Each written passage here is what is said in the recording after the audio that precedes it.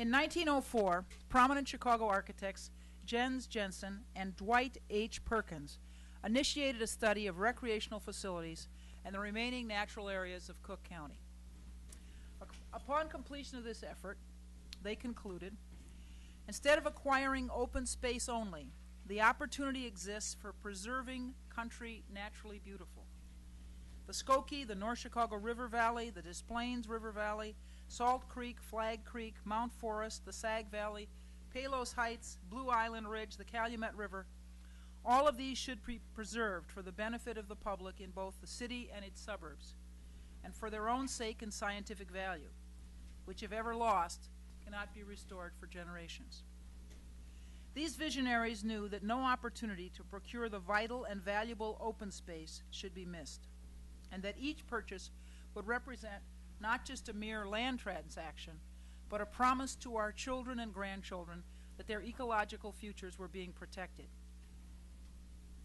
It is interesting to note that these thoughts about the forest preserves predated Daniel Burnham's lauded Chicago Plan of 1909, which also called for the preservation of forest lands in a green ring around the city. It's clear that much of the prevailing wisdom of the early 1900s was that the preservation of open space was paramount, that as urban areas grew more dense, residents would need green spaces to enjoy, appreciate nature, and learn about their natural heritage. We would do well to emulate them now.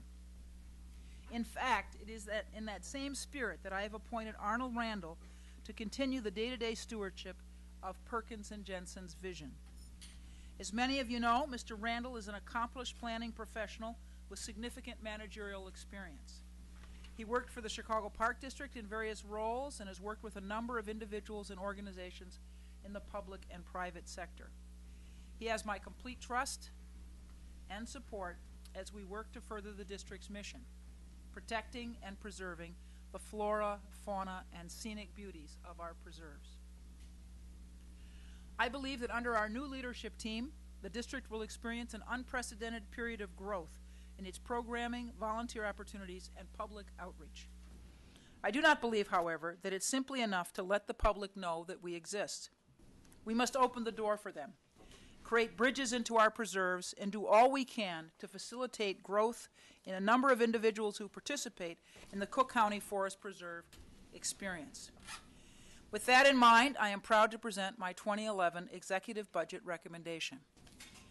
This $160.2 million balanced budget is sustainable in that it holds the line on taxes for the third year in a row, calls for increased operational efficiencies, and provides for the continued expansion of our holdings and programming.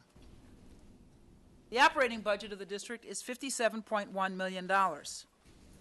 This includes contributions toward the operations of the Brookfield Zoo and the Botanic Garden in the amounts of $14.88 million and $9.35 million, respectively.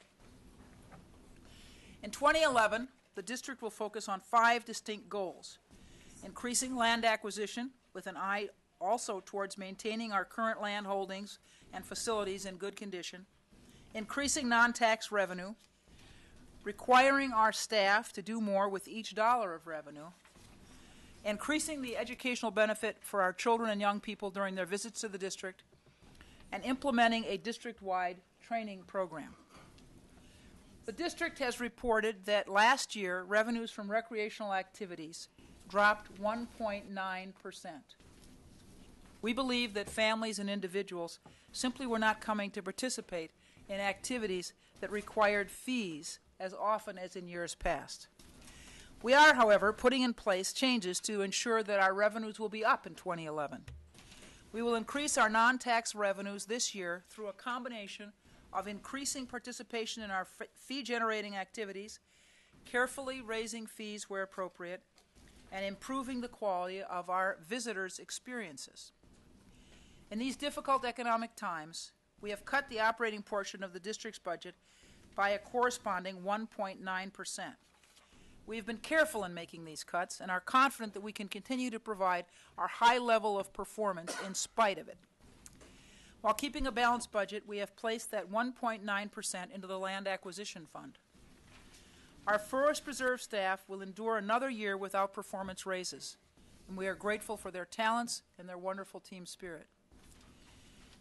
The current real estate market reflects some of the lowest relative real estate prices that we have seen in decades. We must take advantage of this opportunity and make strategic acquisitions to fill the gaps in our remarkable 300-mile trail system and our extraordinary map of forests, prairies, and savannas. This is perhaps the last time we will see such an opportune moment in our lifetimes. If we don't take advantage of it, we will have to answer to our children for generations to come. For that reason, my budget calls for a $4.5 million contribution to our land acquisition fund in 2011. Additionally, given the inherent difficulty of procuring our legislative limit of 75,000 acres, I have directed the district to redouble their efforts to identify any grant or in-kind opportunities that may exist. We're also setting plans in place for increasing our efficiency and moving our funds out and using our capital development and land acquisition funds to the fullest. Our restoration efforts have begun to garner the regional and national attention they deserve, and staff and funds for this program have not been reduced. My budget includes a net increase in the district's number of full-time equivalent personnel by 6 positions, from 538 to 544, while reducing our operating budget. We are eliminating a number of positions, but we're also taking major steps to streamline the administration of the district. For example, certain administrative duties and other responsibilities involving governmental affairs will be performed by the Secretary to the Board and the President's Office of Intergovernmental Affairs. As we expand our outreach efforts in the coming year, the district will work with the county to share printing, video production, and graphic design services. The elimination of these duplicative functions will not only result in cost savings, but will also improve services for the district. We're adding positions in areas we believe are critical to the core mission of the district. Accordingly, we are adding professional naturalists, resource management specialists, and a fisheries technician, all of whom will have the specific skill sets suited to improving the district.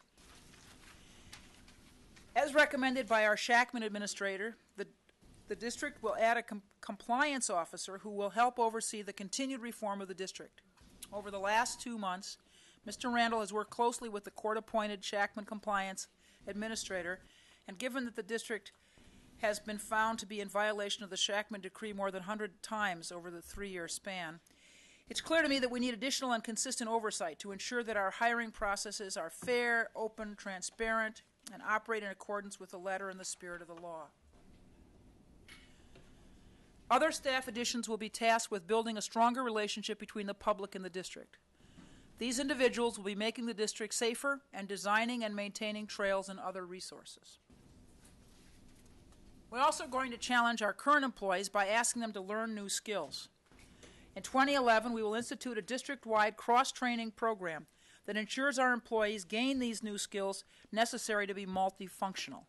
We will also adapt this program for our summer hires, ensuring that they leave the district with the means to move forward in their careers with environmental, computer, and work readiness skills that they gain from us. We're also going to improve services by doing more with the resources we have. In 2011, the district will increase the educational benefit that children and young people get from their visits to the district by reassigning positions to this goal. This will involve taking best practices from our nature centers and implementing them district-wide and creating a special district-wide education team to improve all our services to children and young people.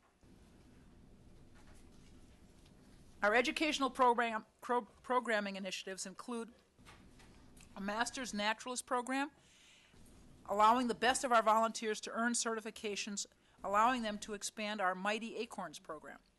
As many of you know, the Mighty Acorns is a vital education program that serves 4th through 6th graders, but is currently at capacity. The Master Naturalist will help us continue to grow.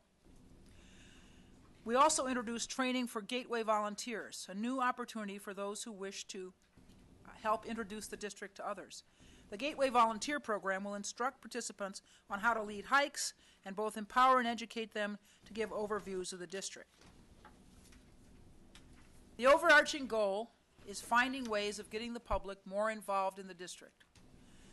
That means refocusing our staff to double the number of volunteers, giving current and new volunteers additional opportunities to contribute, recruiting more volunteers, and ensuring that we know we appreciate their services. This year we will launch our Partners for the Preserves program. The purpose of this program is simple: to expand our capacity through partnerships with organizations that have similar missions. This program will provide us with a vehicle to officially recognize and welcome public and private partners, particularly those with whom partnership can result in real and tangible change and improvement for the district. In closing, I applaud those commissioners that have worked with the district to improve its finances and operations, and now I challenge you to join me in doing more. We cannot look to our past successes and become complacent. We must always seek opportunities to further improve and streamline this government, to implement operational efficiencies, and to better serve our visiting public. My charge to Mr. Randall and his staff is to set a new standard with an unprecedented effort to serve our county's families, our volunteers, and the visiting public at large. I believe my budget helps us do that, and I hope for your support. Thank you.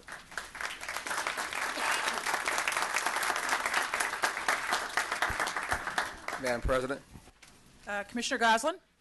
Madam President, pursuant to the Forest Preserve District of Cook County Code, I move that the President's 2011 budget recommendations for the Forest Preserve District of Cook County, as presented in the President's budget address and all related matters, be referred to the Finance Committee for consideration. Madam President, Yes, Commissioner Steele? I second that motion. It's been moved by Commissioner Goslin and seconded by Commissioner Steele that the 2011 budget recommendations of the Forest Preserve District of Cook County, as presented in the President's budget address and all related matters, be referred to the Finance Committee for consideration. All in favor of the motion signify by saying aye. Aye. Opposed? Opinion of the chair, the ayes have it. Madam President, Commissioner Goslin. I move that this special board meeting stand in recess until Wednesday, February 23, 2011, at the hour of 10 a.m., with interim proceedings of the board notwithstanding. I second that motion. Commissioner Goslin has moved and Commissioner Steele has seconded the motion. Is there any discussion? All in favor of recessing this meeting until Wednesday, February 23rd, 2011, at the hour of 10 a.m., signify by saying aye. Aye. Opposed? The opinion of the chair, the ayes have it. The meeting is recessed until that date and time, and with interim proceedings of the board notwithstanding. Yeah. We have a... what time was the call for? 1:15. Okay, good. The Finance Committee of the Forest Reserve District of Cook County will come to order. Madam Secretary, would you please call the roll? I'm fine. Commissioner Beavers, Commissioner Butler, Commissioner Collins, Commissioner Daly, Commissioner Fritchie, Commissioner Gaynor, Commissioner Garcia, Commissioner Gorman, Chairman Goslin, Here. Commissioner Murphy. Yes, ma'am. Commissioner Reyes, Commissioner Schneider, Commissioner Silvestri, Commissioner Sims, Vice Chairman Steele, Commissioner Suffredin, Commissioner Tobolski, President Preckwinkle. Here. Mr. Chairman, we have a quorum. Thank you. The Secretary informed me that there is a quorum present. We have prepared a timetable for the process of adopting the 2011 appropriation ordinance that we believe will permit us to complete our proceedings in a fair and timely manner. In the interest of allowing for an open process with ample opportunity for public involvement, we have scheduled the following hearings.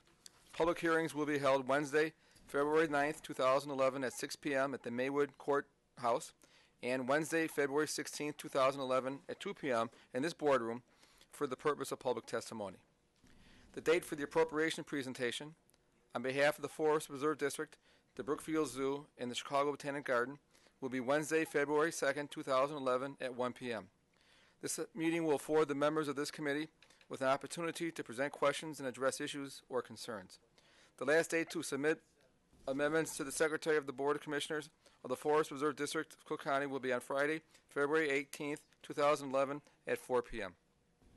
The Secretary will read the proposed hearing resolution, including the times and dates of said hearings, into the record. Forest Preserve District of Cook County, fiscal year 2011 budget resolution, Wednesday, January 26, 2011.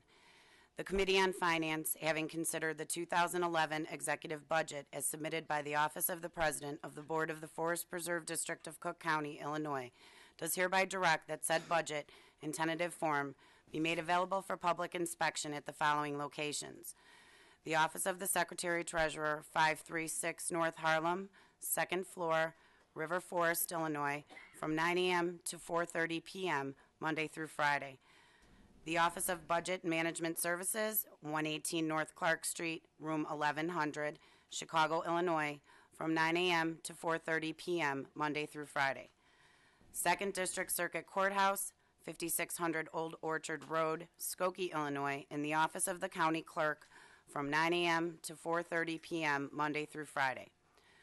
3rd District Circuit Courthouse, 2121 Euclid Avenue, Rolling Meadows, Illinois, in the Office of the County Clerk, from 9 a.m. to 4:30 p.m., Monday through Friday. 4th District Circuit Courthouse, 1500 South Maybrook Drive, Maywood, Illinois, in the Office of the County Clerk, from 9 a.m. to 4:30 p.m., Monday through Friday.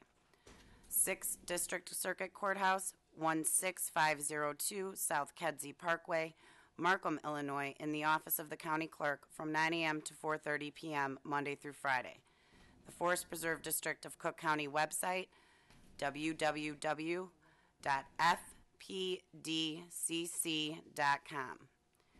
And be it resolved, the Finance Committee of the Board of the Forest Preserve District Commissioners of Cook County has scheduled the meeting listed below for the purpose of conducting public hearings on the fiscal year 2011 proposed budget, including corporate, Brookfield Zoo, and Chicago Botanic Garden program budgets.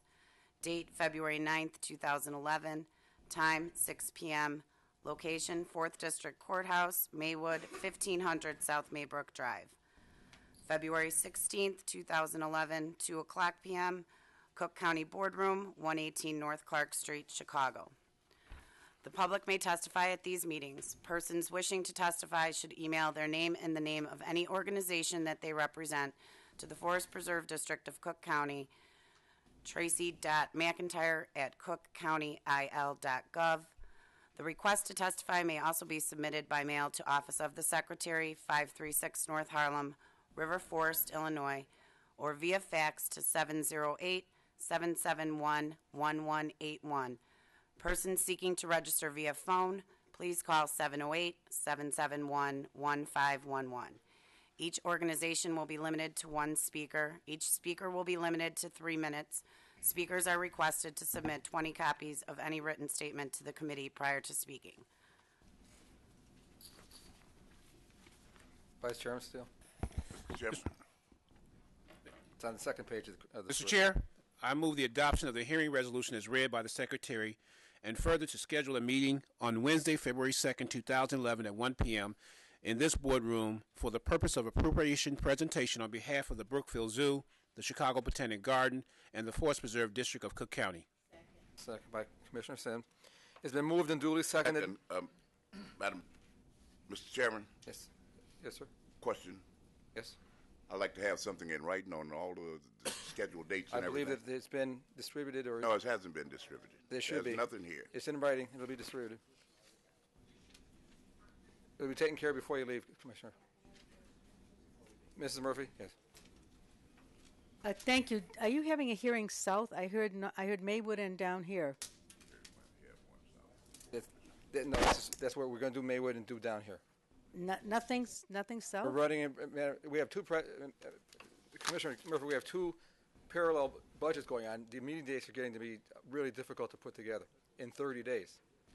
So that's the reason we did it that way. We felt Maywood is sort of in the middle of the county, and we're downtown, so people from all over could get to the two locations. And for time restrictions, it just wasn't working out. All right. We'll change that for next year when we Thank you. separate these budgets. Thank you. So it's been moved and duly seconded. Any other?